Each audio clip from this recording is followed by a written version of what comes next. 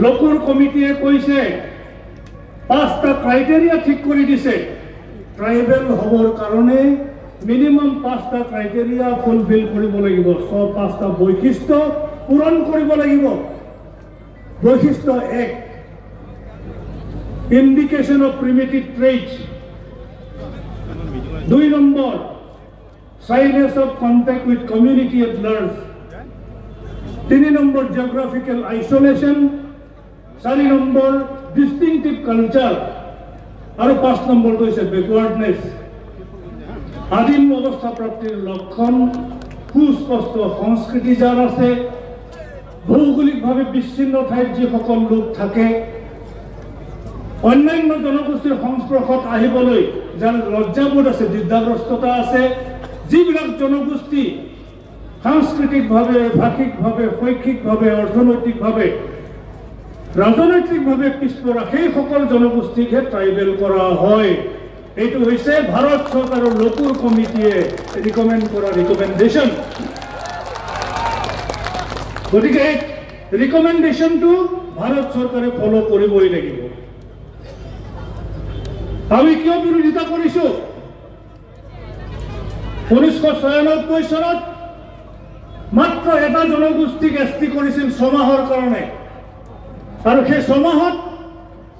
বৰ্তমানে স্বীকৃত ট্ৰাইবেলৰ যিবোৰ reserve seat medical college engineering college ayurvedic college আৰু সকলোবোৰ উচ্চ শিক্ষা প্ৰতিষ্ঠানত ট্ৰাইবেলৰ কাৰণে সংৰক্ষিত আসনবিলাক কোচ ৰাজবংশী ছাত্ৰ ছাত্ৰীয়ে হস্তগত কৰিছিল আনকি মাজুলী যি ৰিজাৰ্ভ সিট ট্ৰাইবেলৰ তাৰ পৰা এমএলএ জিকি আহিবলৈ সক্ষম হৈছিল মাত্ৰ এটা জনগোষ্ঠী এছটি হওঁতে আমাৰ এই অৱস্থা আৰু 6টাকে যদি বৃহৎ আৰু আগবঢ়া জনগোষ্ঠীবিলাক যদি ট্ৰাইবেল হ'বলৈ হয় আমাৰ অৱস্থা কি হ'ব ৰাইজ আপোনালোকে সকলোৱে বুজি পায় আৰু সেই কাৰণে আপোনালোক ওলাই আহিছে একেলগে আৱাজ দিবলৈ no further inclusion of any community in the list of ST খুনা কথা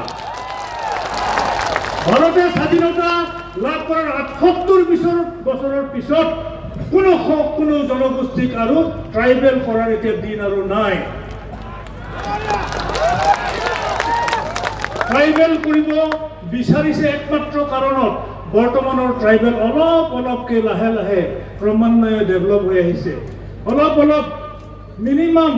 কনষ্টিটিউচনেল ৰাইটছখিনি আমি উপভোগ কৰি আছো সেইটোত চকু পৰিছে চকু চৰহাবিলাকৰ চকু পৰিছে যে ট্ৰাইবেল বহুত ওপৰলৈ গ'ল গতিকে সিহঁতক আকৌ নমাই আনিব লাগে এইটোৱেই কাৰসাজি আমাক পুনৰ ধ্বংস কৰিবলৈ আমাক পুনৰ বঞ্চিত কৰাৰে এটা ষড়যন্ত্ৰ ইয়াৰ বাদে এইটো একো নহয় গতিকে এই ষড়যন্ত্ৰক আমি মুখিমূল কৰিব পাৰিব লাগিব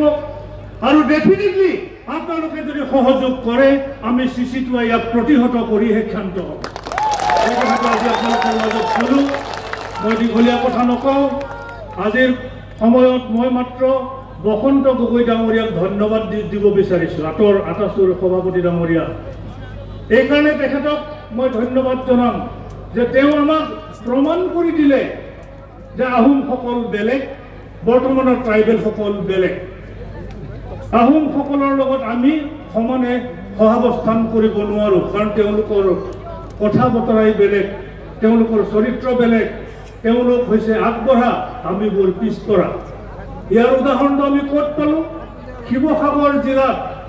জিলা পৰিষদৰ সভানেত্ৰীত যেতিয়া মিচিং মহিলা এগৰাকী অধিষ্ঠিত হ'ল লটাৰীৰ যোগেদি ৰোটেশনৰ যোগেদি ৰিজাৰ্ভেশ্যন পলিচিৰ যোগেদি মিচিং জনজাতিৰ মহিলা এগৰাকী যেতিয়াই জিলা পৰিষদৰ সভানেত্ৰী হ'ল আটাচুৱে কি কৰিলে ইয়াৰ প্ৰতিবাদত শিৱসাগৰ স্তব্ধ কৰি পেলালে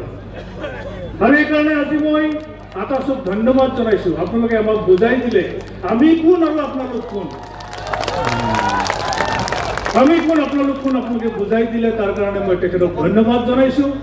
বাকী যিবিলাক সংগঠনৰ নেতাই আমাক সমালোচনা কৰিছে কুকুৰে কাইক মুখত গালি পাৰিছে সেয়া মই আশীৰ্বাদ বুলি ধৰি লৈছোঁ সেয়া চিচিটোৱাৰ কাৰণে আশীৰ্বাদ ট্ৰাইবেল সংঘৰ কাৰণে আশীৰ্বাদ আপোনালোকে আহি